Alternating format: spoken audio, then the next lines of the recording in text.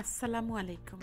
লোভনীয় এবং হেলদি একটি আম ডালের রেসিপি নিয়ে আপনাদের সামনে আবারও হাজির হয়ে গেলাম। তো যেহেতু আমের সিজন এবং বাজারে কাঁচা আমটা অ্যাভেলেবল আছে, তো ভাবলাম আমার ভিউয়ার্সদের সাথে এই দুর্দান্ত স্বাদের আম ডালের রেসিপিটা শেয়ার করে ফেলি। আর এটি কিন্তু গরমের সময় খেতে খুব বেশি ভালো লাগে।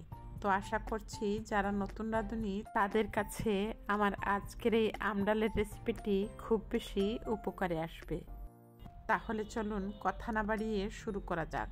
তো রেসিপিটির মূল ইনগ্রিডিয়েন্টস: 1 কাপ মসুর ডাল আমি নিয়েছি, সাথে নিয়েছি মাঝারি সাইজের একটি আম। তো ডালটাকে আমি প্রথমে ভিজিয়ে রাখছি 10 থেকে 15 মিনিটের জন্য। তো যেহেতু মসুরের ডাল, এটি কিন্তু সেদ্ধ হতে খুব একটা সময় লাগবে না। তো আমটাকেও আমি আমার পছন্দ মতো অফ স্ক্রিনে কেটে নিয়েছি। তো আপনারা আপনাদের পছন্দ মতো টুকরো করে নেবেন। এবং ডালটাকেও আমি অফ স্ক্রিনে ধুয়ে নিয়েছি। এবারে ডালটাকে চুলায় বসিয়ে দিব। তো আমি এখানে 1 কাপ ডালের জন্য 4 কাপ পানি দিয়ে দিলাম। তো ছোট সাইজের 4টি তেজপাতা দিয়ে দিলাম, সাথে দিয়ে দিচ্ছি 1 চা চামচ রসুন পেস্ট এবং দিয়ে দিচ্ছি হাফ কাপ পেঁয়াজ কুচি। তারপর আমি এতে অ্যাড করে দিচ্ছি 1 চা চামচ হলুদের গুঁড়া, মরিচের গুঁড়া দিয়ে দিচ্ছি 1 চা চামচের মতো, সাথে দিয়ে দিচ্ছি হাফ চা চামচ ধনিয়া গুঁড়া। তারপর আমি নেড়ে চেড়ে সব কিছুকে খুব ভালোভাবে মিশিয়ে নিচ্ছি। তো আমি চুলার আঁচটা মিডিয়ামে রেখেছি এবং ঢাকনা দিয়ে 10 থেকে 15 মিনিটের মতো জাল করে নিব, যতক্ষণ না পর্যন্ত ডালটা সেদ্ধ হয়। তো অফ স্ক্রিনে আমি 10 মিনিটের মাথায় চেক করে নিয়েছিলাম। তো এবারে ঠিক 15 মিনিট পর আমি ঢাকনাটা সরিয়ে নিয়েছি এবং ডালটা কিন্তু অলমোস্ট সেদ্ধ হয়ে গেছে। এবারে আমি ডাল গোটার যে ঘুটনি আছে সেটিকে আমি ধুয়ে নিয়ে খুব ভালোভাবে ঘুটে নিচ্ছি। তো ডালটা যেহেতু সেদ্ধ হয়েছে, এটিকে ভেঙে নিলে খেতে কিন্তু ভালো লাগে। তো আপনারা আস্তে আস্তে রাখতে চাইলে সেটিও করতে পারেন। তবে যেহেতু এটি লিকুইড বা পাতলা ডাল, সেজন্য এটিকে ভেঙে নিলে আমার কাছে ভালো লাগে। তো এই পর্যায়ে আমি স্বাদ মতো লবণটা অ্যাড করে দিচ্ছি। তো প্রথম পর্যায়ে অবশ্যই লবণটা দিতে যাবেন না, এতে করে ডালটা সেদ্ধ হতে চাইবে না। এবারে আমি এতে অ্যাড করে দিচ্ছি সেই কেটে রাখা আমগুলো। আর অবশ্যই ডালটা পুরোপুরি সেদ্ধ হওয়ার পর আমটা দেওয়ার চেষ্টা করবেন। তো আমটা যদি প্রথম অবস্থায় দেন, আমটা কিন্তু একদম ভেঙে যাবে এবং খুব বেশি টকটক ভাব চলে আসবে। তো এই পর্যায়ে আমটা দেওয়ার পর আমি আরও 1 কাপের মতো পানি অ্যাড করে দিয়েছি, যেহেতু আমার কাছে ডালটা বেশ ঘন মনে হয়েছিল। তো ঠিক 5 মিনিট পর ফিরে আসলাম। আমার আম ডালটা কিন্তু অলমোস্ট তৈরি হয়ে গেছে। আর দেখুন, আমটা কিন্তু সেদ্ধ হয়ে গেছে, কিন্তু পুরোপুরি গলে যায়নি। তো এই ডালের টেস্টটাকে বহুগুণে বাড়িয়ে দিতে আমি একটি ফোড়ন দিয়ে দিব। তো অপর চুলায় আমি ডালটাকে নামিয়ে নিয়ে একটি ফ্রাইং প্যান বসিয়ে দিলাম। রিফাইন অয়েল দিয়ে দিলাম 1/4 কাপ। তারপর আমি 5 থেকে 6 কোয়া রসুনকে কুচি করে নিয়েছিলাম, সেটিও অ্যাড করে দিলাম। দিয়ে দিলাম হাফ কাপের মতো পেঁয়াজ কুচি। তারপর আমি স্প্যাচুলার সাহায্যে অনবরত নেড়ে চেড়ে এগুলোকে ভেজে নিচ্ছি। আর অবশ্যই এই পর্যায়ে চুলার আঁচটাকে মিডিয়ামে রেখে পেঁয়াজ এবং রসুনটাকে 1 মিনিটের মতো ভেজে নেবেন।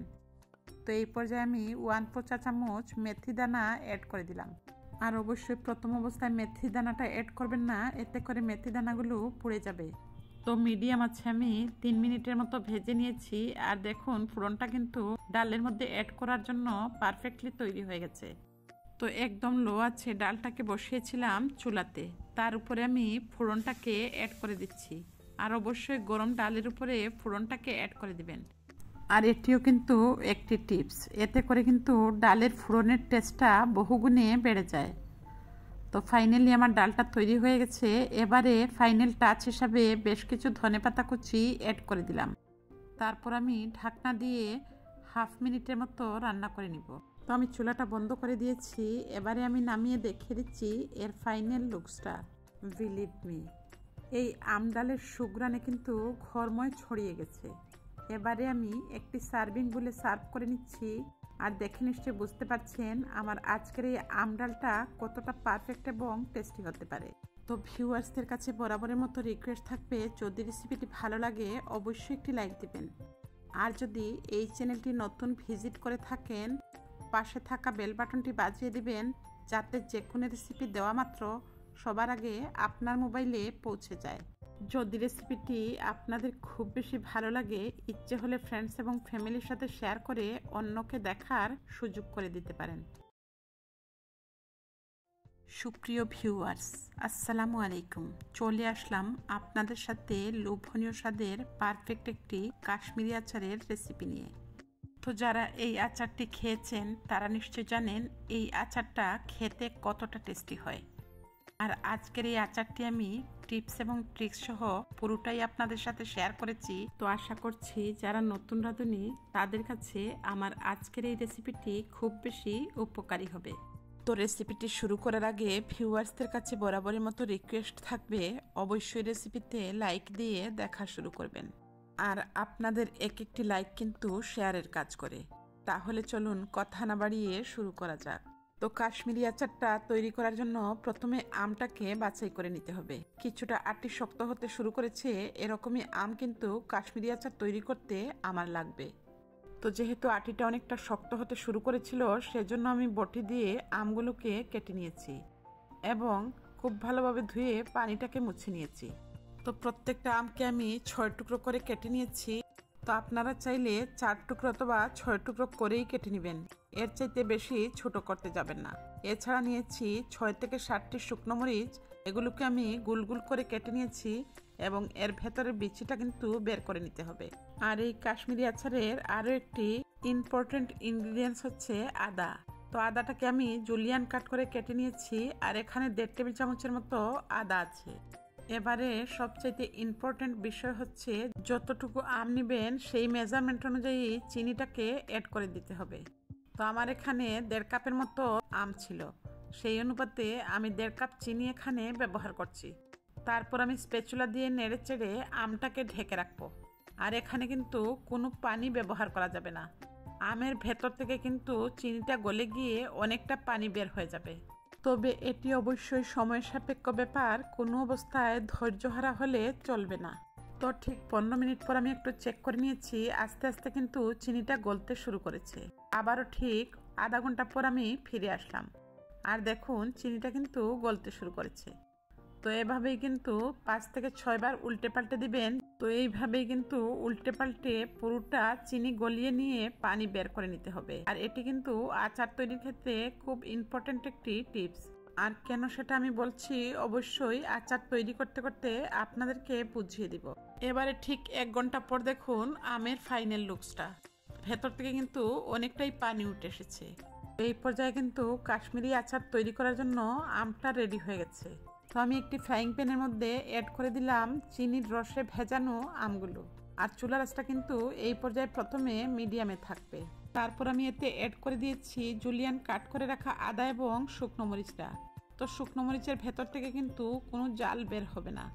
এই পর্যায়ে আমি এতে অ্যাড করে দিলাম ধনিয়া গুঁড়া 1/4 চা চামচ এবং ভাজা জিরের গুঁড়ো 1/4 চা চামচ। তো যে কোনো মিষ্টি খাবারে লবণটা দিলে খেতে বেশি ভালো লাগে, সেই জন্য আমি 1/4 চা চামচ করে বিট লবণ এবং খাবার লবণ অ্যাড করে দিলাম। তো আপনাদের হাতের কাছে বিট লবণটা না থাকলে শুধু খাবার লবণ 1/2 চা চামচ অ্যাড করে দিবেন। তো এটিকে আমি 20 মিনিটের জন্য ঢেকে রেখে দিলাম। সেই ফাঁকে আমি 1 টেবিল চামচ সিরকার মধ্যে অ্যাড করে দিচ্ছি অরেঞ্জ ফুড কালার কয়েক ফোঁটা। তো ফুড কালারটা কিন্তু সম্পূর্ণই অপশনাল, আপনারা চাইলে স্কিপ করতে পারেন, তবে সিরকাটা কোনো অবস্থায় স্কিপ করা যাবে না যদি আপনি সংরক্ষণ করতে চান। এবারে আমি ঠিক 20 মিনিট হয়ে গেলে এই ফুড কালার মিশ্রিত সিরকাটাকে অ্যাড করে দিব। তো আমি ঢাকনাটা সরিয়ে প্রথমে স্প্যাচুলা দিয়ে নেড়ে চেড়ে দিচ্ছি। আচারটা কিন্তু তৈরি হতে শুরু করেছে। তো ফুড কালার মিশ্রিত সিরকাটাকে অ্যাড করে দিয়ে আবারও আমি স্প্যাচুলা দিয়ে নেড়েচেড়ে মিশিয়ে নিচ্ছি, যাতে সব দিকে সিরকা এবং ফুড কালারটা মিশে যায়। এই পর্যায়ে আমি চুলার আঁচটা মিডিয়াম টু লোতে রেখে আরও 20 মিনিটের মতো জাল করে নিয়েছি। তো ঠিক 20 মিনিট পর ফিরে আসলাম। ফাইনালি আমার আচারটা কিন্তু তৈরি হয়ে গেছে। তো আচারটা হয়েছে সেটি কেমন করে বুঝবেন? যখন দেখবেন আমগুলোতে ট্রান্সপারেন্ট কালার কিংবা গ্লাসি গ্লাসি একটা ভাব চলে এসেছে, তখনই বুঝে নেবেন আচারটা তৈরি হয়ে গেছে।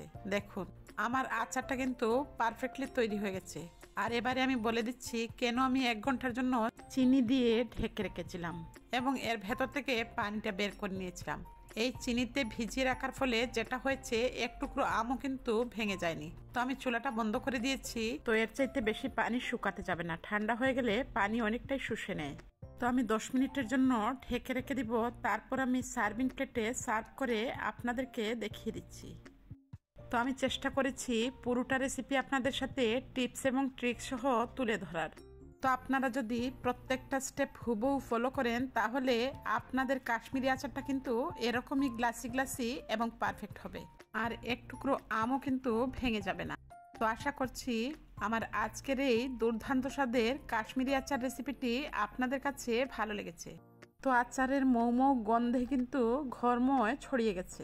এবারে আমি আপনাদেরকে খেয়ে রিভিউ দিচ্ছি আচারটা কতটা পারফেক্ট এবং টেস্টি হয়েছে। বিলিভ মি, নিজে তৈরি করেছি বলে বলছি না, খেতে কিন্তু দুর্দান্ত হয়েছিল। তো এবার এই কাশ্মীরি আচারটা আমি সংরক্ষণ করে নিয়েছি একটি কাচের জারে। আর অবশ্যই জারটাকে খুব ভালোভাবে ধুয়ে নিয়ে পানিটাকে ঝরিয়ে নেবেন, তা না হলেও কিন্তু আচারটা নষ্ট হয়ে যেতে পারে। তো আশা করছি আমার আজকের এই কাশ্মীরি আচার রেসিপিটি আপনাদের খুব ভালো লেগেছে। যদি রেসিপিটি ভালো লাগে আর এই চ্যানেলটি নতুন ভিজিট করে থাকেন অবশ্যই সাবস্ক্রাইব করে পাশে থাকা বেল বাটনটি বাজিয়ে দিবেন। দেখা হচ্ছে নেক্সট এপিসোডে। ততক্ষণ পর্যন্ত আপনাদের সবার কাছ থেকে আজকের মতো বিদায় নিচ্ছি। আল্লাহ হাফেজ, আসসালামু আলাইকুম।